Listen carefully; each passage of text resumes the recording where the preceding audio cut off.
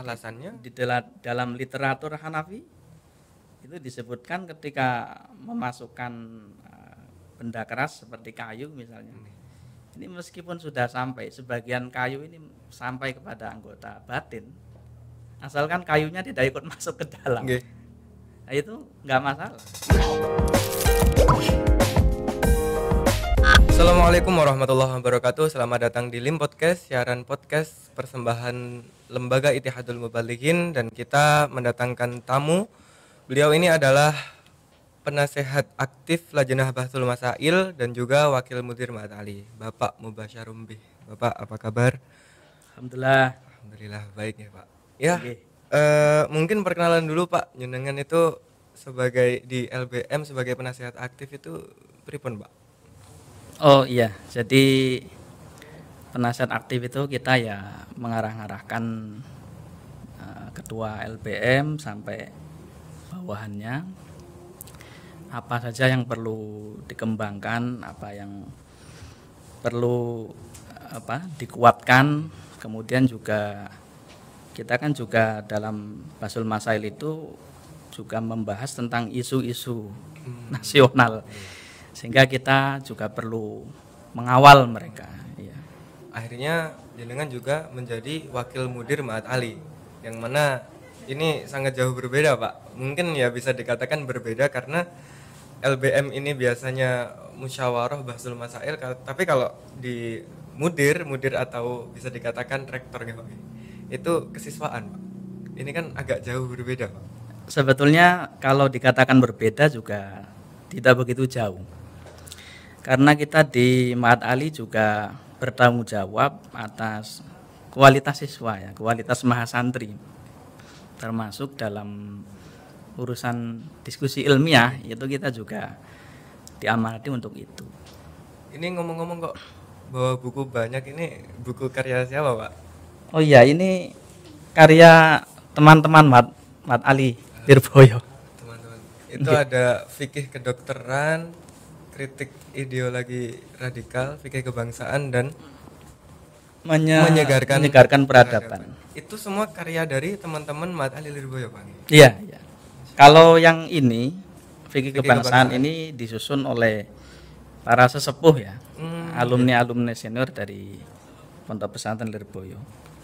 Kalau yang lain ini dari teman-teman mahasantri. Sebenarnya membuat karya ilmiah seperti ini apakah sebuah keharusan Pak bagi mahasantri Lirboyo? Kalau aturan tertulis sebenarnya belum ada ya, belum. Cuma kita punya tradisi lah. Kalau tradisi itu kalau dalam bahasa fikih itu kan ada kajian itu. Al-adah al-mu'taridah fi nahiyatin halim nazzalu manzilata syarti. Tradisi yang sudah berlaku dalam sebuah komunitas apakah menjadi syarat yang tertulis. Ini kebetulan di lingkungan kita mengikuti pendapat yang mengatakan seperti aturan tertulis. Oh, gitu. Karena adatnya seperti itu, sehingga kalau tidak membuat karya seperti ya tidak enak lah. Kurang afdal ya. Berarti setiap lulusan Ma'had Ali Lirboyo kebanyakan menerbitkan buku seperti itu. Hampir pasti seperti itu. Setiap tahun pasti ada buku. Setiap tahun ya. Ilmiah ataupun non ilmiah atau hanya ilmiah Pak? Dua-duanya. Ada yang tema-tema santai seperti cerita tentang sahabat, tentang Rasulullah. Tema-tema santai juga ada. Bukan hanya tentang membahas seperti kritik ideologi radikal. Ini kan agak berat. Ya seperti doa-doa juga ada. Ini agak menarik Pak. Kita santri tapi membahas tentang ideologi radikal dan kedokteran. Ini kan tidak diajarkan di pesantren. Iya. Kok bisa membuat buku seperti ini? Referensinya dari mana saja? Iya, kita kan juga sekaligus menjawab tantangan bangsa ya. Jadi kita prinsipnya di Ma'had Ali itu tentu bermanfaat itu untuk semua. Universal, tidak hanya kita ngaji utawi iki-iku ataupun mubtada khobar, tapi kita berperan secara konkret agar manfaatnya dirasakan oleh masyarakat. Dan kebetulan akhir-akhir ini salah satu problem yang serius bangsa kita adalah tentang kaum intoleran. yang berpotensi mengancam keutuhan NKRI. Sehingga dari situ para senior juga atas restu dari Mas Syayih ini mendukung penuh teman-teman mahasantri itu untuk membuat karya atau membuat diskusi yang kaitannya dengan kebangsaan. Dan buku fikih kebangsaan ini Pak, kemarin saya mendapat kabar kalau ini sempat dibahas di beberapa universitas di luar. Apakah benar Pak? Iya betul. Jadi memang di beberapa kampus ataupun beberapa lembaga NU ya, PC ataupun MWC, PW itu sempat juga diseminarkan. Ya kebetulan saya sendiri pernah diminta untuk menjadi pembicara. Kemarin terakhir di Tribakti itu kita menyampaikan tentang gagasan fikih kebangsaan ini. Dan isinya pun kalau menurut saya pribadi itu ringan untuk dibaca dan dipahami Pak, fikih kebangsaan. Iya, memang kita punya 3 jilid sebetulnya. Oh, okay. Yang fikih kebangsaan itu ada 3 ya. Dan 1, 2, 3. Jilid 1 itu seperti masterpiece-nya lah. Okay. Atau undang-undang umum yang kira-kira kita itu membuat semacam intisari atau khulasoh yang sekiranya mudah difaham. Yang kedua, yang ketiga agak berat mungkin. Nah, mungkin iya. Tapi insya Allah masih terjangkau lah. Okay. Masih bisa dikonsumsi otak nggih Pak? Iya masih.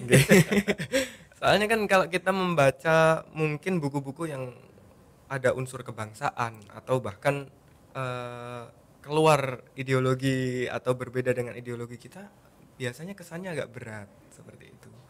Kalau buku-buku yang dikaji di universitas luar kan kadang malah bukan hanya seputar Islam atau perbandingan mazhab, tapi malah agama Pak. Kalau fikih kebangsaan ini kan ya untuk konsumsi publik mungkin masih bisa Pak. Iya, ya kita juga sudah mempertimbangkan itu. Seperti dawuhnya para ulama, kalimun nas biqadri uqulihim ya. Jadi kita bicara sesuai porsinya. Jadi memang kita hindari perdebatan-perdebatan yang sangat teoritis itu kita hindari ya. Kita lebih kepada penanaman tentang bagaimana nasionalisme, kemudian sikap para ulama ketika menghadapi pemerintah, memberikan masukan kepada pemerintah ya. Sebatas itu. Setiap tahun Mahasantri Lirboyo kebanyakan mengeluarkan buku seperti ini.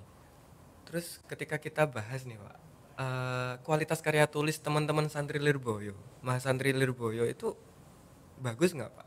Melihat dari buku-buku yang keluar atau mungkin karya tulis yang lain, itu kualitasnya gimana dari teman-teman Mahasantri? Menurut saya pribadi sudah cukup bagus. Ya, terbukti juga dari berbagai laporan ya dari orang luar itu juga banyak diminati. Jadi yang terkenal, salah satu yang terkenal adalah alhamdulillah karya-karya dari alumni Lirboyo, Mahasantri Lirboyo. Ini yang saya bawa itu hanya sebagian kecil. Masih banyak. Masih banyak. Ini kita hanya mengambil sampel. Kadang-kadang perangkatan itu buat 2 atau 3. Bahkan setelah tamat itu baik itu personal atau tim, masing-masing angkatan buat lagi. Setelah tamat. Ya, masih produktif ya. Alhamdulillah. Ya mungkin kita bergeser ke LBM-nya Pak. Kan tadi sudah membahas tentang karya tulis teman-teman Mahasantri Lirboyo. Jenengan kan saya tahu jenengan juga aktivis Bahsul Masail, bahkan menjadi musoheh, menjadi perumus seperti itu. Kita mungkin sekarang yang lagi rame itu masalah swab rapid antigen dan swab antigen itu Pak. Sekarang bulan puasa, kemudian swab di siang hari, itu puasanya batal nggak? Rapid antigen dan seterusnya ya. Ya kita bahas satu-satu mungkin ya. Untuk swab gitu. Swab kan prosesnya itu memasukkan alat keras ke dalam hidung. Menurut data yang saya baca dan berbagai sumber itu sudah sampai ke dalam sekali. Bahkan ada yang mengatakan sampai makhrajnya kok kalau nggak salah. Ya, sampai ke dalam sudah melewati batasan batin, sudah zohir, sudah ke batin. Nah, cuma dari data yang terhimpun itu semua mengarah pada sebuah kesimpulan, tidak ada cairan yang masuk. Nah, yang Bahkan masuk kalau ke, swab kan mengambil sesuatu yang ada di dalam, iya, Pak. iya. Kan malah mengambil sesuatu Oke. ya. Nah, ini kalau dalam pandangan fikih, kita bicara fikih lintas madhab ya. Iya. Karena memang dari berbagai fatwa ini beragam ini. Iya. Ada Memang ada perbedaan pendapat, Pak. iya. Ada lembaga yang mengatakan batal. Ada sebagian lembaga mengatakan tidak. Dan setelah kita baca dari berbagai literatur memang ada perbedaan pendapat. Kalau menurut mazhab Syafi'i, puasanya batal. Jadi tidak melihat apakah ada cairan yang masuk. Nah, yang penting ada bahan, ada benda, Ada sesuatu yang masuk. sesuatu Iya. yang masuk sampai ke batin. Iya. Itu sudah batal puasanya. Meskipun keluar lagi. Iya, iya. Kalau Syafi'iyah batal. Kalau Syafi'iyah batal karena esensinya adalah sudah sampai pada Iya. batin. Batas batin. Nah, terus kalau menurut mazhab lain, misalnya dalam mazhab Hanafiyah dan Malikiyah, itu tidak membatalkan. Nah, Alasannya? di dalam literatur Hanafi itu disebutkan ketika memasukkan benda keras seperti kayu misalnya. Ini meskipun sudah sampai, sebagian kayu ini sampai kepada anggota batin, asalkan kayunya tidak ikut masuk ke dalam. Oke. Nah, itu nggak masalah. Nah, kalau mengenai alasan itu kan masing-masing madhab punya pandangan tersendiri mengenai membaca nas dalam Al-Quran. Kulu washrobu itu. Kamu boleh makan, boleh minum sampai terbit fajar ya. Nah, pemahaman makan dan minum ini kemudian sampai meluas kepada hal-hal yang membatalkan puasa yang lain, ini kan bermacam-macam pemahamannya. Kalau Syafi'iyah memahami setiap benda apapun cair ataupun padat sudah masuk ke dalam anggota batin sudah batal. Tapi Yang penting ternyata masuk. yang penting masuk seperti makan minum itu kan yang penting masuk. Apakah sudah melalui lambung sampai ke lambung atau tidak, nggak ada problem kalau Syafi'iyah. Tapi kalau mazhab lain ternyata ada perincian. Membedakan kasus benda padat ini dengan kasusnya makan minum. Kalau makan minum kan sudah langsung mengarah kepada anggota lambung. Nah, ini yang menurut mazhab lain itu difahami berbeda. Ya memang tidak ada kebenaran tunggal dalam fikih itu. Tetap ada perbedaan. Ikhtilafu ummati rahmatun. Iya. Jadi ya tidak perlu risau lah bagi masyarakat yang ingin ikhtiar, berhati-hati ya. Ya kami sarankan memang kodok puasanya. Oh, untuk menghati-hati supaya puasanya ini tidak ragu ini batal apa enggak, mendingan dikodok. Iya, iya. Tapi tetap melanjutkan puasanya sampai maghrib, Pak? Iya, iya. Ya insya Allah diniati tulus taqarruban ilallah, mendekatkan diri kepada Allah, itu pahalanya berlipat. Iya. Apalagi kalau tes swab itu tidak dilakukan setiap hari, mungkin sebulan hanya sekali. Itu masa mau mengqadha sehari saja kesulitan. Iya. Jadi untuk alasan mungkin menjaga kesehatan diri dan orang lain ya swab aja nggak apa-apa, tapi nanti untuk menghati-hati puasanya ini batal atau tidak, ya mending dikodok seperti itu. Iya. Untuk ya mungkin kalau untuk ya salah sebagian orang yang intensitasnya tinggi itu kadang seminggu swab sampai 3 atau 4 hari, barangkali ada solusi itu mengikuti mazhab yang memperbolehkan tidak membatalkan. Cuma kalau yang sebulan aja hanya sekali ini kan ya apa susahnya mengkodok hanya sehari. Sebuah solusi. Tapi andai kata mengikuti pendapat yang membolehkan, ya silakan saja. Bukan menjadi masalah, Pak. Bukan menjadi. Kita sudah terbiasa berbeda lah.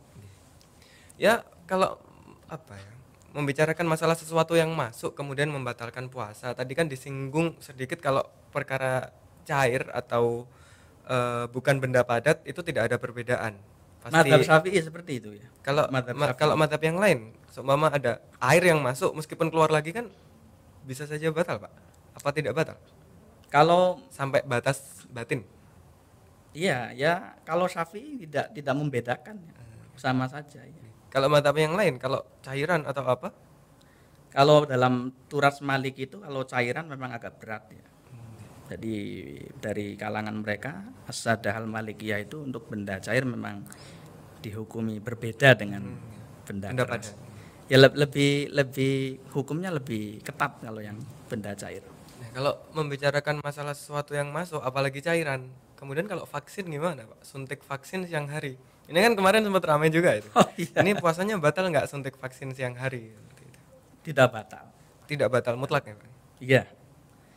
Jadi syaratnya membatalkan puasa ya, di antara ketentuannya sesuatu yang masuk ke dalam tubuh itu ada dua. Yang pertama masuk ke dalam jauf, Okay. Masuk ke dalam bagian dalam anggota tubuh. Yang kedua masuknya melalui rongga terbuka. Rongga terbuka. Iya. Nah, sementara dalam praktek suntik vaksin itu kan tidak melalui rongga terbuka. Membuka rongga baru. Iya.